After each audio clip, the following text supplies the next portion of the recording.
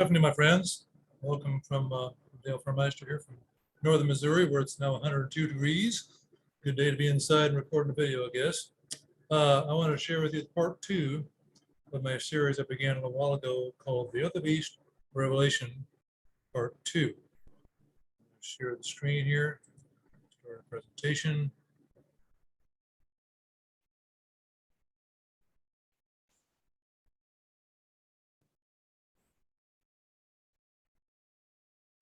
Okay, you should be able to see that now.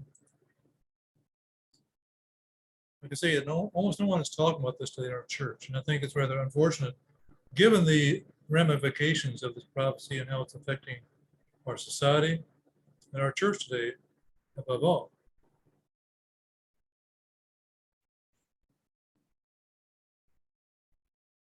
We often talk about the beast, Revelation 13, of course, and that's important. We kind of ignore this one, as in part 1. This is a little summary of what we discovered in part 1. In Revelation 11, the 2 witnesses that are slain are the Bible being outlawed and banned, as well as all churches and clergy. The people who were Christians were slain, and Jesus, in the person of his professed people, was slain as predicted there. The city of this prophecy is the nation of France, becoming atheistic and sexually immoral. And so the French Revolution is basically the focus of this prophecy. Ellen White concurs when she says this prophecy has received a most exact and striking fulfillment in the history of France during the Revolution in 1793. Now we need to ask ourselves, why is God telling us all this? Why is this important for us to know and understand in these final days? Ellen White says this to say in the book Education, page 227, 228, the worldwide dissemination of the same teachings that led to the French Revolution all are tending to involve the whole world in a struggle similar to that which convulsed France. So today what I want to do is identify what these teachings are and their connection to Karl Marx and communism. When I first had heard there was a connection between communism and the French Revolution was when I attended an Amazing Facts program called AVCO back in the fall of 2008. I'd never heard this before. And because of that, I investigated it some more to see what I could find out about that. And initially, this is what I found in Encyclopedia Britannica. It said this: 4 months after the marriage, in the June of 1843, interesting date, let's have finished, the young couple moved to Paris, which was then the center of socialist thought and the more extreme sects that went under the name of communism. Now, why is that the case in 1843? Because the French Revolution had just happened about 40 to 50 years previous to this, and this ideology now bears sway in the country. We're going to say there Marx first became a revolutionary and a communist and began to associate with communist societies of French and German working men. Now, in further investigation of this topic, I've discovered that he already had some of these thoughts and tendencies from certain philosophers, which I'll mention later. But here's where it kind of came together for him, I believe, according to what's here. So this is the beginning, basically, of the ideology of communism, because it's just like 5 years later, Marx writes the Communist Manifesto. Now, what are the influences on Marx? Well, they were generally derived from 3 sources: German idealist philosophy, French socialism, and English and Scottish political economy. The French socialism is because of the Revolution. The French socialism was largely derived from Jean-Jacques Rousseau, who is mentioned in this next quote from Wikipedia. Marx's thinking was influenced by many thinkers, including but not limited to George Wilhelm Friedrich Hegel and French socialist thought, particularly the thought of Jean-Jacques Rousseau. And Jean-Jacques Rousseau, as well as Hegel, was a major influence on the Revolution. During this period of the French Revolution, Rousseau was the most popular of the philosophers among the members of the Jacobin Club. Now, who are these Jacobins? The Jacobins are the one pretty much leading out in the French Revolution. They were the main players. Ellen White identifies these people as carrying out some of the atrocities of the French Revolution, the Great Controversy, page 284, saying here, babies torn from the breast are tossed from pike to pike among the Jacobin ranks. The Jacobins being the ones who were carrying out the French Revolution, doing the violence and persecuting Christians. Also, this is affirmed by further by Wikipedia. It says after 1792, and commonly known as the Jacobin Club, or simply the Jacobins, was the most influential political club during the French Revolution of 1789. The period of its French political ascendancy includes a reign of terror, during which time well over 10,000 people were put on trial and executed in France, many for political crimes. So we see Jean-Jacques Rousseau was the driving philosophy behind the French Revolution. And he also influenced Karl Marx, who studied in Paris with the revolutionaries at that time, being influenced by French socialism. So there's a clear connection here between Rousseau and the Jacobins of the French Revolution and Rousseau and Marx. It's all the same philosophy.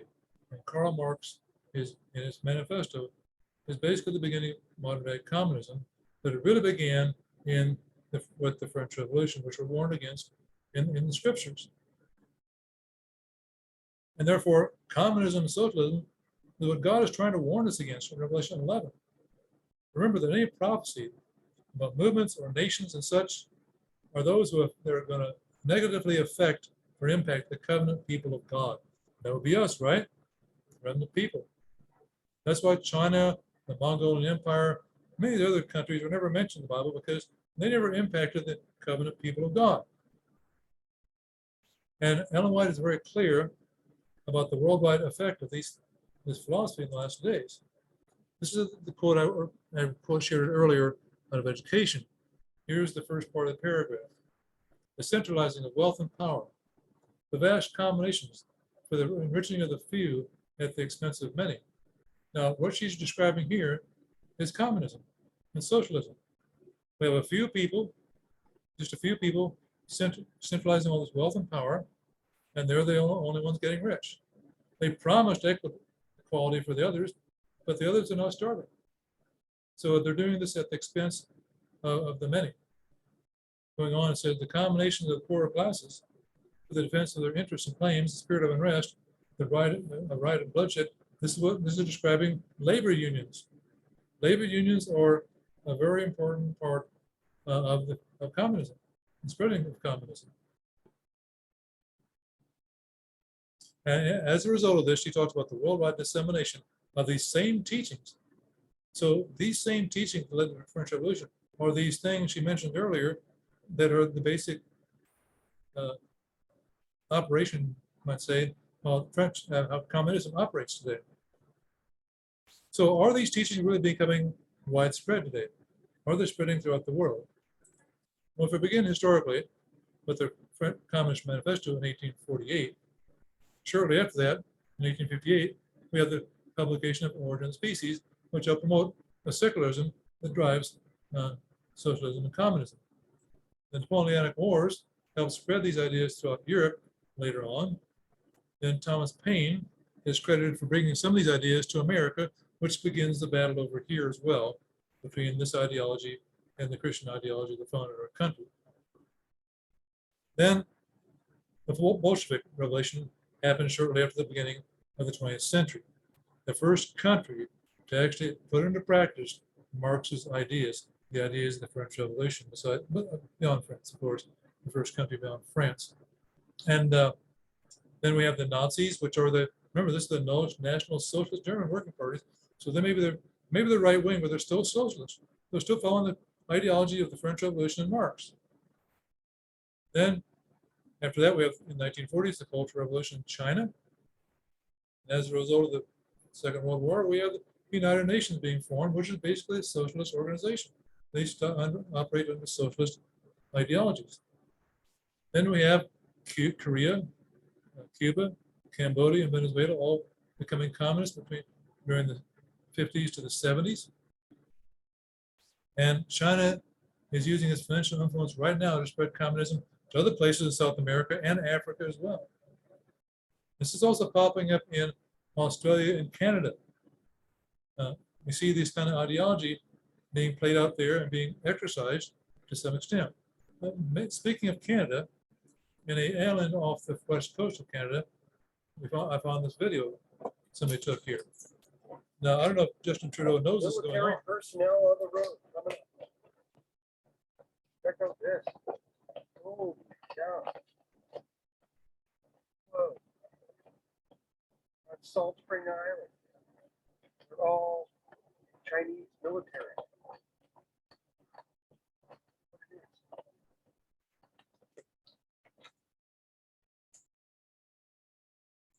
Neither Trudeau doesn't know about this or he's okay with it.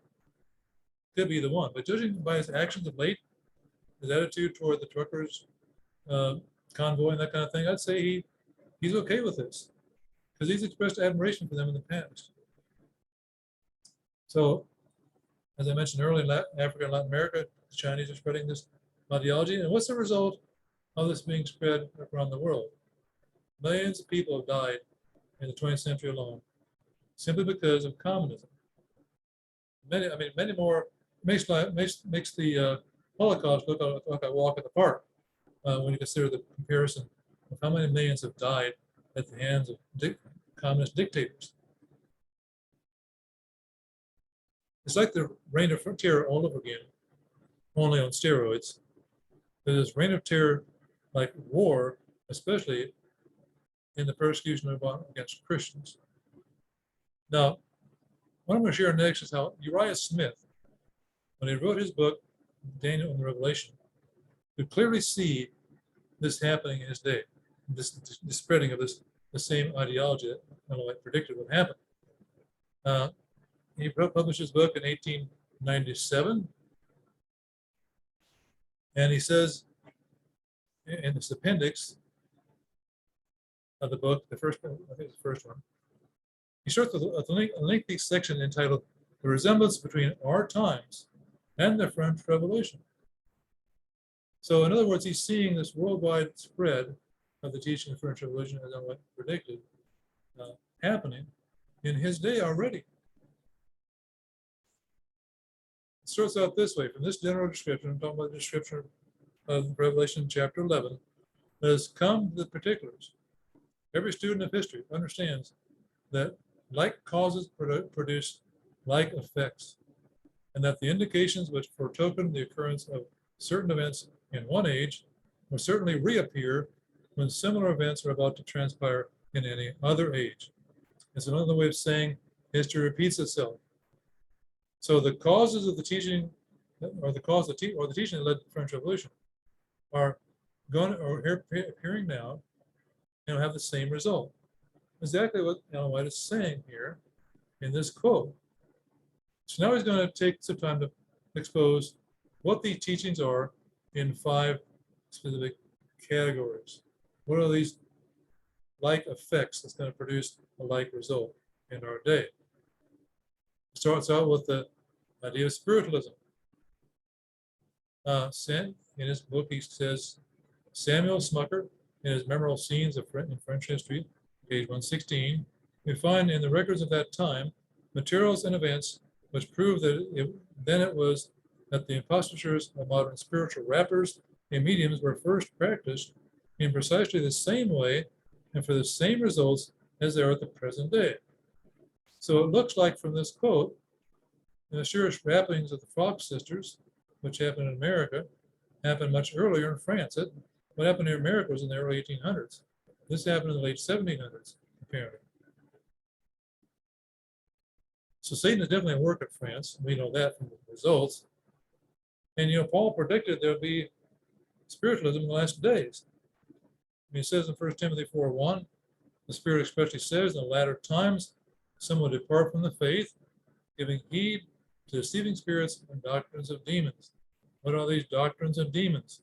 Well, they are the teachings of spiritualism, among other things. Great Controversy says, a belief in spiritual manifestations, which is what spiritualism is, opened the door to seducing spirits and doctrines of devils, and thus the influence of evil angels will be felt in the churches. So this is happening today in our church, my friends. Yes, it is. I once knew a Pentecostal minister in Southwest Colorado. I think it was Manzanilla, if I remember correctly. She told me she was experiencing these satanic manifestations in her church and didn't know why this was happening. And I told her, you're probably teaching spiritualism in the form of saying that people don't die when they die, and Satan feels welcome in your church because of that. I gave her something to think about. She didn't get mad at me. I remember also further back in this, in the First Assembly of God Church in Cedar Rapids, Iowa, a member described being in the church sanctuary when the services weren't going on, and seeing this glow moving about in the sanctuary that they assumed was Jesus. And of course, we have Ouija boards, that kind of thing going on in our country as well. This is happening, my friends. It's happening in America. You may have thought of this, and I didn't until I saw it in an article online one day, but transgenderism is another manifestation of spiritualism. You see, transgenders, what do they think? They think there's a separate conscious entity within themselves, a spirit, you might say, that's different, a different gender than their body. So transgenderism and homosexuality as well are being used to break down people's mental health, because these things were once considered mental health pathologies. And this is what the communists need to control us, because they can use this to divide people and divide and conquer, of course. And many of these doctrines of spiritualism are being held in common by not only Marxists, but the Protestants and the papacy. This is what helps bond them together in the last days. These false spirits are behind the so-called tongue movement. They're also practiced by all three. It unifies them in the last days to form spiritual Babylon. The second point Smith brings up is infidelity, not marital infidelity, but spiritual infidelity. Dr. Dick, in his work on the improvement of society, on page 154, says, the way for such a revolution was prepared by the writings of Voltaire, Mirabeau, Diderot, Helvetius, D'Alembert, Condorcet, and Rousseau. There's Rousseau again, and others of the same stamp, in which they endeavored to disseminate principles submersive both to natural and revealed religion. In other words, the Bible, Christianity. Revelation, or the Bible, was not only impugned, but entirely set aside. The deity was banished from the universe, and an imaginary phantom under the name of the goddess of reason was substituted in its place. Notice how communists always hate religion. They ban churches, they kill the clergy, just like in the French Revolution. And what is an infidel anyway? What is infidelity? By definition, it is one who disbelieves the Bible and its inspiration. This is most obviously seen in the Marxist and the teaching of evolution as a fact. This incredulity toward the Bible, as in the 1790s, is much alive today. Some Christians even fall into this trap when they believe in theistic evolution and other lies of the secular worldview. And infidelity is at a higher rate than ever in Europe, and it's spreading here to America. Only 6%, I think, is the latest poll, believe in a purely biblical worldview. The third point, similarly to his day, Uriah Smith makes to the French Revolution, is socialism. So here we see, it's just not me. Uriah Smith also sees the link between the French Revolution and socialism, because he's making the connection between his day and the French Revolution. And he's talking about socialism in his day. He says, well, Webster makes this word synonymous with communism, which it is. And he defines as follows: the reorganizing of society. Ever heard of the New World Order, by the way?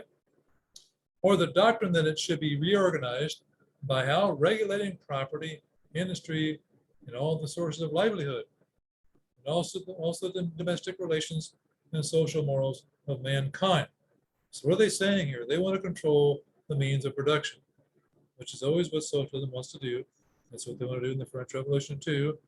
The domestic relation, talking about marriage, the family, doing away with that. Social morals. We're going to say socialism, especially under the doctrine of a community property and the negation of individual rights in property. These principles were carried into practice in France, and as a result, the revolution blossomed into all its horrid reality. And what's Ellen White say about this? It's going to go in the last days.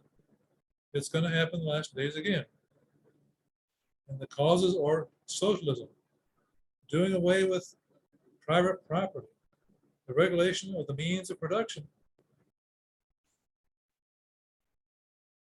Smith goes on to act, there was a conflict between socialism, French Revolution, a conflict between the rich and the poor, between capital and labor. The same principles are treated in the same way today, here in 1890, 98, 97, sorry, and are shouted as a watchword among the discontented masses and the labor organizations the world over. The principles of socialism or communism are probably never so widely diffused as at the present time. Now, he's mentioning here labor unions. They owe their, if you study much about labor unions, as I have, you find they owe their origin to Marxism and communism. There's no doubt why Ellen White says so much against the unions as part of the last day conflict. And socialism as well today has been being promoted widely in secular academia today. Has become even more common than in Smith's day. That's how Bernie Sanders can run as an unabashed socialist and actually have a chance of becoming our president. The fourth principle he outlines here is something he calls free love. He says, when the existence of the true God was denied, as it was during the French Revolution, and in his place, men set up a lewd woman as the goddess of reason and the object of their highest adoration, it was a natural consequence that the sacredness of the marriage relation should be wholly discarded. Sound familiar, my friends? The Black Lives Matter movement wants to make, and other Marxists like them, want to abolish the nuclear family that was ordained by God. Why? Because they hate God and anything that comes from him. Marriage was therefore declared a civil contract during the French Revolution, binding only during the pleasure of the contracting parties. Does sound familiar today too? Divorce became general, as it has today. The corruption of manners reached a height never before known in France. One half of the whole number of births in Paris were illegitimate. My friends, in some elements of our society today, it's come up to be more than half. We can see this influence on today's society clearly. Free loveism is an integral part of the spiritualistic movement in our day. So it's got this connection to spiritualism, which is also connected to the French Revolution. Not so openly advocated as formerly, but nonetheless cherished and practiced as a part of the boasted freedom to which the race is now attaining. So he's saying here it's not advocated very openly in his day, but it sure is now, isn't it? We see this in the French Revolution, the sexual revolution in the 1960s, which was partially promoted by secular academia. Also during the 1940s, there's a so-called sex researcher by the name of Alfred Kinsey from the University of Indiana, who changed the way we look at sexuality quite largely, and was a major influence in getting anti-pornography laws struck down in almost every state of the Union, and helped promote also pedophilia because he was a pedophile himself.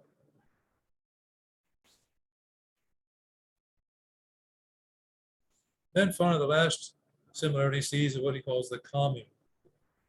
The commune, with this being the French Revolution, as showing the tendency of the times, may be mentioned in the International, an association which not long since was prominent and created a great deal of apprehension. The International was probably still operating in his day. That's why he's mentioning the commune here, because commune is basically the root word of communism, a place where people living in with equally shared resources, no private property. And what is this international, by the way, historically? Well, Wikipedia says again, the International Working Men's Association, often called the first international, and was an international organization which aimed at uniting a variety of different left-wing socialist, communist, and anarchist groups and trade unions. There's the unions again. They were based on the working class and class struggle, which is basically what Marxism is all about. And Marx was an important part of this organization. He is mentioned here as a somewhat obscure journalist who come to play a decisive role in the organization of the International. What was the International wanting to do? What were they promoting? The object of its members was the overthrow of those who they esteemed their enemies, namely kings and capitalists. Its platform was, briefly, the abolition of all class, rule, and privileges. By the way, do you hear much talk about privilege today? Yes, you do. Political and social equality of the sexes, that's feminism, my friends, and nationalization of land and instruments of production, we've read about before. Reduction of hours for labor, education to be controlled by the state. Do we have education controlled by the state, my friends? We certainly do. Not so much in U.S. Smith's day, but we certainly do now. Going on about that education, it says that education should be obligatory. You can't opt out of it today. Gratuitous and secular. Who's promoting the secularization of our schools? The International, the county, and the communist. Religion to be ignored in our education system, it says here. A direct system of taxation based on property, not upon industry, the abolition of all standing armies, and associated productions of capital production. In other words, everyone shares equal in the production of land. This should all sound familiar to us, my friends. And Smith sees these things as a threat to his freedoms. In this next quote, he talks about his concern over the president or the government officials going to mass with the Catholic Church in Washington on Thanksgiving days, and the participation of the president and the vice president and ex-president and leading members of Congress at the Jubilee of Cardinal Gibbons in June of 1911. They are marked indications of the stronghold which Rome has in securing upon this Protestant republic. So he mentioned here, these of course are troubling signs. We see people talk about this today as well, whenever they're just commingling of the papacy with our government officials.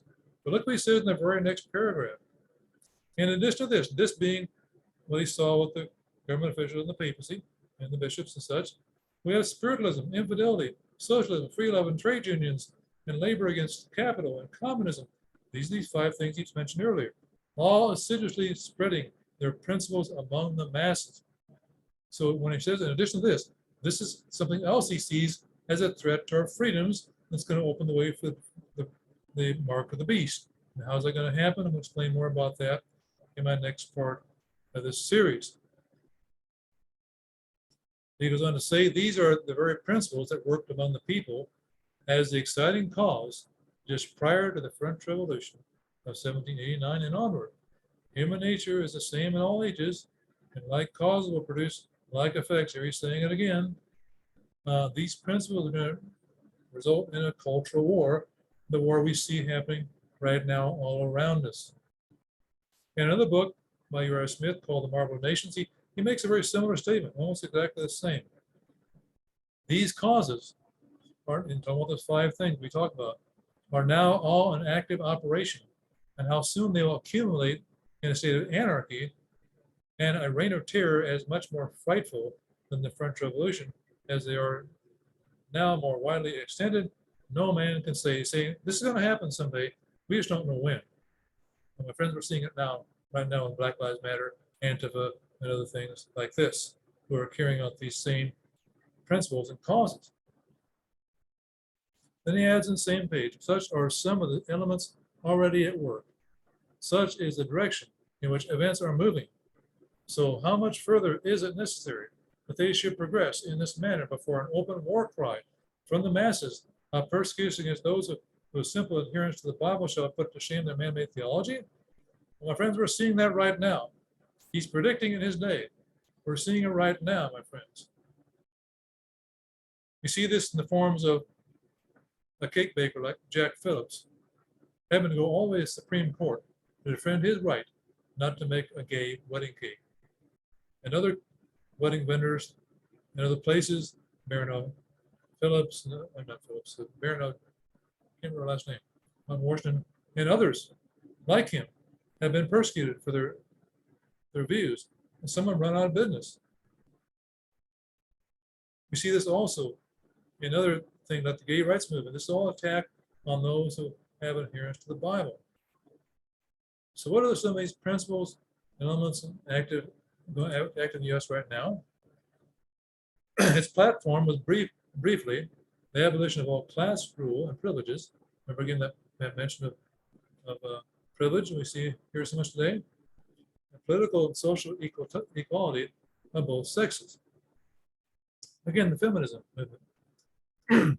I used to know this Romanian immigrant in Colorado Springs, who they have this church there, who told me of National Women's Day being promoted and celebrated every year in communist Romania when she lived there under communism. I was wondering about that. She said, yes, it's a very big deal there.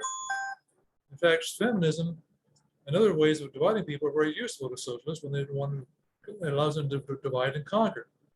Because feminism pits men and women against women, as they also pit the rich against poor, white against black with CRT. This makes it easier to conquer a culture when it's divided socially and economically. Socialism also entered our politics in our country, at least in 1944, probably earlier. But here's this interesting quote from Norman Toon, six-time presidential candidate for the Socialist Party of America for president. In 1944 speech, the American people will never knowingly adopt socialism, but under the name of liberalism, they will adopt every fragment of the socialist program until one day America will be a socialist nation without knowing how it happened. He goes on to say, I no longer need to run as a presidential candidate for the Socialist Party. The Democrat Party has adopted our platform.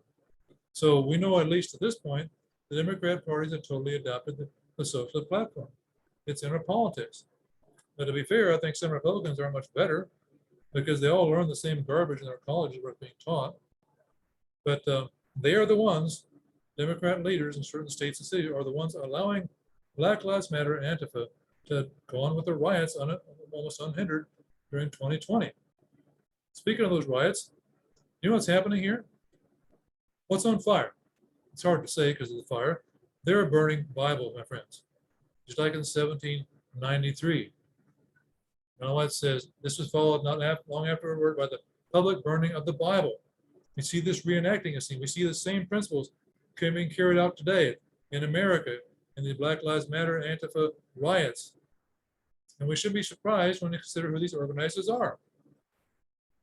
Alicia Garza and Patrice Cullors are quoted here in this next quote by saying, the first thing I think we need to actually is that we actually do have an ideological frame. Myself and Alicia in particular are trained organizers, she said, referring to BLM co-founder Alicia Garza. We are, look at this, trained Marxists.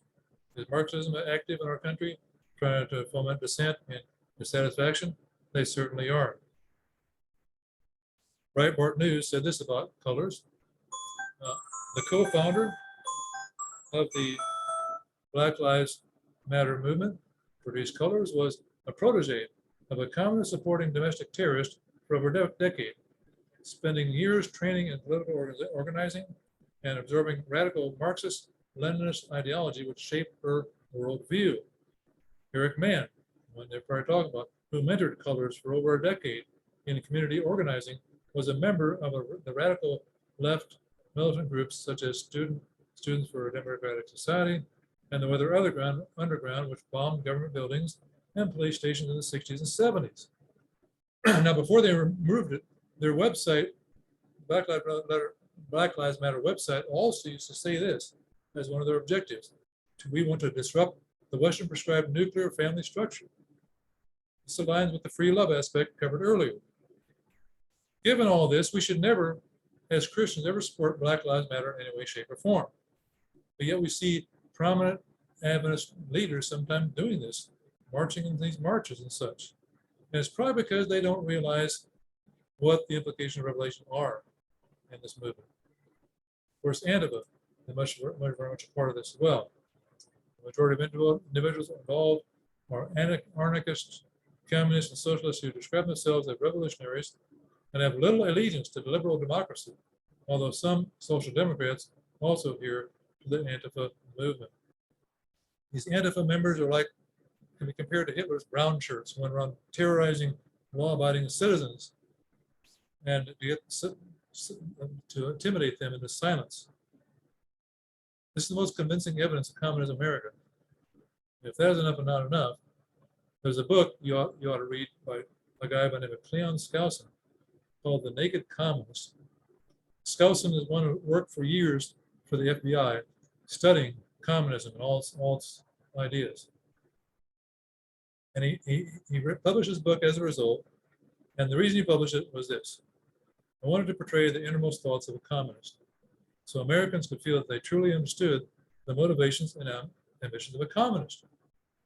And he lays out in his book 45 communist goals to conquer America. I'm going to go through these in my next presentation. But this is considered so important at the time that it was read into the congressional record in 1963. These 45 goals have a purpose. According to him, the general thrust of 45 goals was to attack Judeo-Christian underpinnings that have long prospered and protected our freedoms. So again, this is an attack on Christianity, just like the French Revolution was. So what should be the Christian's response to this threat God has warned us against? Revelation chapter 11. What is the answer? Or is there one? My friends, the gospel of Jesus Christ has always been the answer to man's problem. Amen? The gospel and promoting a biblical worldview will help sweep away the web of lies that socialism is founded upon. And Adventist World Radio has demonstrated how this can work, how this actually works. In the Philippines, for the last 40 long years, there have been Chinese communist-backed rebels fighting against the government, trying to overthrow the government. And there many people have been killed over this course of these 40 years. But one day, a rebel leader happened to tune into Adventist World Radio's broadcast, and it made him curious and he wanted to know more about this teaching. So he arranged for a meeting with the local pastor. You can imagine how this pastor must have been very apprehensive, knowing the reputation of these people. But he boldly went forward and met with his man. And one thing led to another, started doing Bible studies, and eventually almost all of this rebel faction had now been baptized in the Adventist church and become Christians. And their transformation of character has become so profound that the government has pardoned them all, seeing that they're no longer a threat. My friends, this needs to happen here in America. If we want to stop this, we need to preach the gospel. The church has been asleep way too long. And we've not been aware of what's happening as a result of Revelation 11 as well. The result in this wonderful video I'm going to share here next.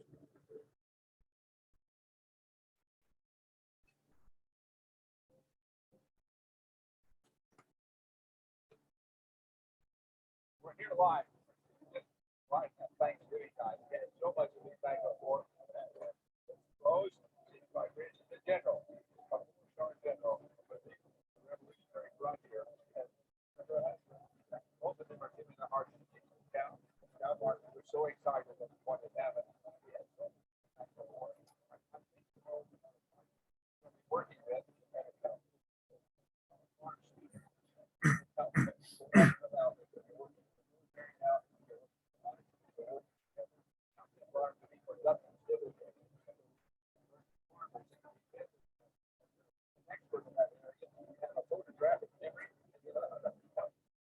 together and work together to help the people advance new lives. Thank you so much for Thanksgiving season. Thank you. We are so excited about what is happening in the world. We have to pray and pray and pray.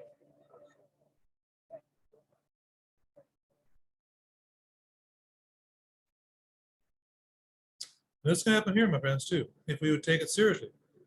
These are now Christians. They were once rebels, communists, laid down their arms, abandoned communism and capitalism, and become productive citizen farmers in their communities. So what can we do to stop the spread of communism as well?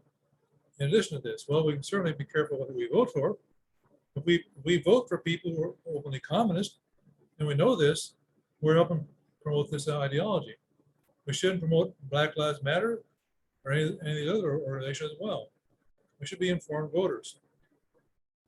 We should also not join labor unions or support them in any way, because in so doing, we're supporting and funding Marxism. We need to homeschool our children, or at least send them to a Christian school, because this ideology is being taught widely in our schools today. And we shouldn't send our kids to secular colleges as well. And actually check out some of the Christian colleges as well, because some of them have been infiltrated by this ideology as well. We should not patronize Hollywood. Eliminate or minimize the influence of our children. Don't rent those movies. Don't cancel that Netflix subscription, because it's feeding your mind with the wrong ideas in a very subtle form. Also, ignore the mainstream media. Recognize that it's nothing but the propaganda arm for American communism. I know this from experience how subtle it can be. And realize also these so-called fact checkers are part of the same propaganda. Where do you get your news then? There are sources like Epoch Times, Newsmax, NTD News, just to mention a few, who will give you a more biblically worldview informed view of the news. We need to recognize, most importantly, this prophecy is a threat to our church and this threat to the gospel. Because the French Revolution was a war against Christianity, not just Catholicism, but the Bible in general. And this is indeed itself the same ideology as the most current threat to our religious liberties today. And it's a serious problem in our church. It needs to be weeded out through all our culture. I used to have an elder in Lamar when I was a pastor there who told me socialism is a good thing. And this man was teaching in our schools all of his life. He's a retired Seventh Adventist school teacher.